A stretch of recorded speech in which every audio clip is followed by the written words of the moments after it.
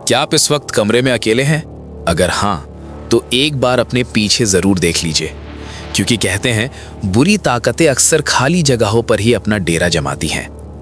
आज की कहानी एक ऐसी हवेली की है जहां पिछले 50 सालों से कोई इंसान जिंदा वापस नहीं आया। रामगढ़ की ठाकुर हवेली, जहां एक पिशाचिनी का साया है जो खून की प्यासी है। आज हम उस दरवाजे को खोलने जा रहे हैं जिसे बंद रहना ही बेहतर था। क्या आप तैयार हैं? तो हेडफोन लगा लीजिए और दिल थाम कर बैठिए। असली खौफ अब शुरू होने वाला है। अमावस की वो रात थी जब पत्रकार विक्रम ने अपनी जीप रामगढ़ के उस वीरान रास्ते पर मोड़ी। विक्रम को इन भूतिया कहानियों पर रत्ती भर भी यकीन नहीं था। उसे बस एक सनसनीखेज खबर चाहिए थी। लेकिन जैसे ही उसकी गाड़ी जंगल के बीचों बीच पहुंची, हवा अचानक भारी हो गई।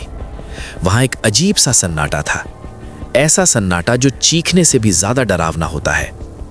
सामने वो खंडर नुमा हवेली खड़ी थी, काली, विशाल और वीरान। हवेली को देखते ही विक्रम के रोंगटे खड़े हो गए। उसने हिम्मत करके भारी दरवाजा धकेला। चर्र की आवाज गूंजी और वो अंदर दाखिल हुआ। अंदर धूल की मोटी परत थी और हवा में सड़े हुए मांस की बदबू आ रही थी। विक्रम ने अपना कैमरा चालू किया। मैं अभी ठाकुर हवेली में हूं, वो बोल ही रहा था कि तभी उसके कैमरे की स्क्रीन झिलमिलाने लगी और बंद हो गई। उसी पल उसे अपने कान के पास किसी की ठंडी सांस महसूस हुई। एक फुसफुसाहट सुनाई दी। तुम यहां क्यों आए?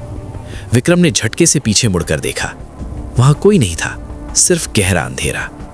डरते हुए वो पहली मंजिल पर चढ़ा। वहां गलियारे के अंत में एक आदमकद पुराना आईना लगा था। विक्रम उस आईने के पास गया। टॉर्च की रोशनी में उसे अपना चेहरा दिखाई दिया। लेकिन एक सेकंड, आईने में उसका अक्स कुछ अलग कर रहा था।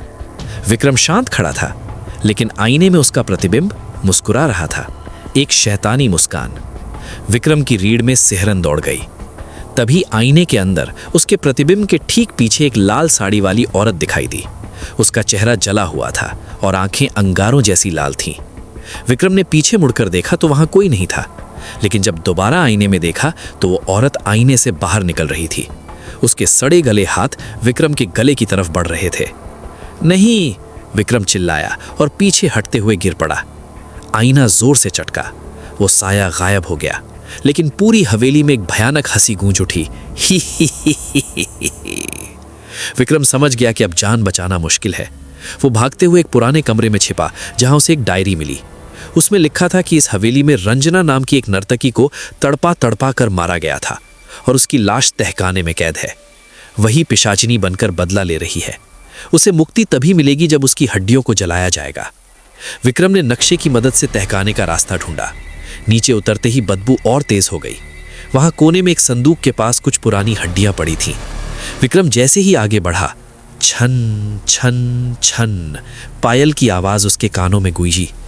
अंधेरे से वो पिशाचिनी हवा में तैरते हुए बाहर आई। उसका मुंह खुला हुआ था और जीभ बाहर लटकी हुई थी। मेरा शिकार, वो गुर्रारी, और उसने हाथ के इशारे से विक्रम को हवा में उछालकर दीवार पर दे मारा। विक्रम दर्द से कराह उठा। पिशाचिनी उसके करीब आ रही थी, उसका गला घोंटने के लिए। विक्रम की नजर अपनी जेब में पड़े लाइटर पर गई। पास ही पुराने कपड़े पड़े थे। उसने पूरी जान लगाकर उन कपड़ों में आग लगा दी और उन्हें हड्डियों के ढेर पर फेंक दिया। जैसे ही आग ने हड्डियों को पकड़ा, पिशाचिनी एक दर्दनाक चीख के साथ तड़पने लगी। नहीं! उसकी चीख से हवेली की दीवारें कांप उठीं।